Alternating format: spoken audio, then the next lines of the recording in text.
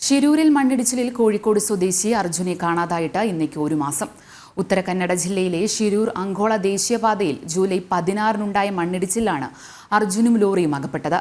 ഒരു മാസമായി നിറുകണ്ണുകളോടെ കാത്തിരിക്കുകയാണ് വീട്ടുകാരും നാടൊന്നാകെയും.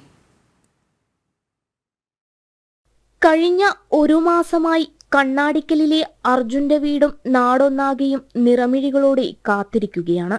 അർജുനെ അവസാനമായി ഒരു നോക്കെങ്കിലും കാണാൻ. കഴിഞ്ഞ മാസം 16-നാണ് മലപ്പുറം എടവണ്ണയിലേക്ക് അക്വേഷ്യ മരങ്ങളും കയറ്റി വന്ന അർജുന്റെ ലോറി മണ്ണിടിച്ചിലിൽ അകപ്പെടുന്നത്.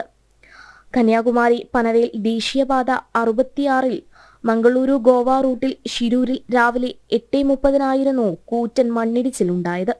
ചെങ്കുത്തായ കുന്നിനും ഗംഗാവലിപ്പുഴയ്ക്കും മധ്യേയുള്ള പാതയോരത്താണ് അർജുൻ ഉൾപ്പെടെയുള്ളവർ മണ്ണിനടിയിലാകുന്നത്.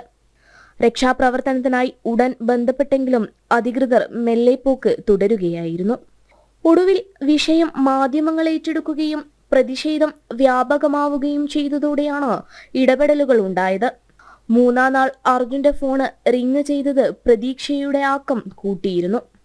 എന്നാൽ പിന്നീട് അനിശ്ചിതത്വത്തിന്റെ നാളുകളായിരുന്നു. പുഴക്കരയിലെ മണ്ണ് മുഴുവൻ നീക്കി പരിശോധിച്ചു. ലോറിയോ അർജുനെയോ കണ്ടെത്താനായില്ല. പിന്നീട് തിരച്ചിൽ പുഴയിലേക്ക് നീണ്ടു. അർജുനെ അവസാനമായി ഒരു നോക്ക് കാണാനുള്ള കുടുംബക്കാരുടെയും നാട്ടുകാരുടെയും ആഗ്രഹങ്ങൾക്ക് പ്രതികൂല കാലാവസ്ഥ വെല്ലുവിളിയായി. തകർത്തു പെയ്ത മഴയും പുഴയിലെ അടിയൊഴുക്കും പ്രതിസന്ധി സൃഷ്ടിച്ചപ്പോൾ തെരച്ചിൽ നിർത്തിവെക്കേണ്ടതായും വന്നു. കാലാവസ്ഥ അനുകൂലമായതോടെ കഴിഞ്ഞ ദിവസം തിരച്ചിൽ പുനരാരംഭിച്ചിട്ടുണ്ട്. കാത്തിരിപ്പിലാണിവർ. അർജുനെ അവസാനമായി ഒരു നോക്കു കാണാനെങ്കിലുമായി.